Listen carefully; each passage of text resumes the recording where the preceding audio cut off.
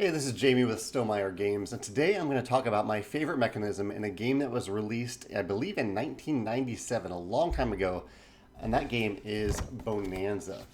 Bohnanza is a game that I played many times, but for some reason I haven't talked about it on this channel, and I think it does have a mechanism really worth discussing here because it's really, really clever, and that is, in Bohnanza, you are trying to plant beans in a field and then discard those fields at the right time to gain points, to gain money, essentially. And you are limited to 2 fields at the beginning of the game. You can always buy another field, but for most of the game, you'll just have 2 fields. And that's really important. You're restricted to that. That's an important constraint because in Bohnanza, this is my favorite mechanism, your hand order cannot change. When you draw, as shown in this picture here, when you gain a new card, that card goes to the back of your hand, and you can only play cards from the front of your hand, and you can't ever shuffle your hand. Your hand stays in the same order throughout the game. This is another constraint that allows for players and frees players to trade or to want to trade with other players. This is a trading game. And the reason I think this works so well is because of these constraints. The trading in this game is fast, it happens in real time, and it's a lot of fun. There's so much interaction in this game because, for example, there's a stink bean right here. I have 2 stink beans in my hand. I must play them. They're the next cards in my hand, and on your turn you must play at least 1 card.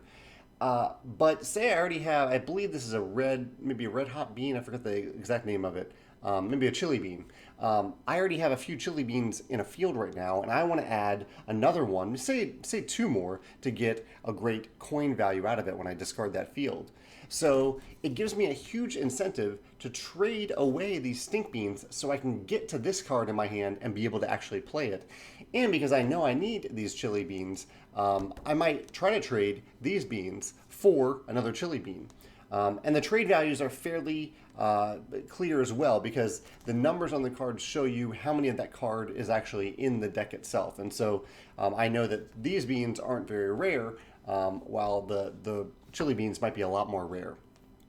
So this constraint, this idea, these 2 constraints, one that you can only have 2 fields for most of the game, and the constraint of the card order in your hand not changing, really encourages players to interact with each other because they need that way of getting cards out of their hands so they can get to the cards they want.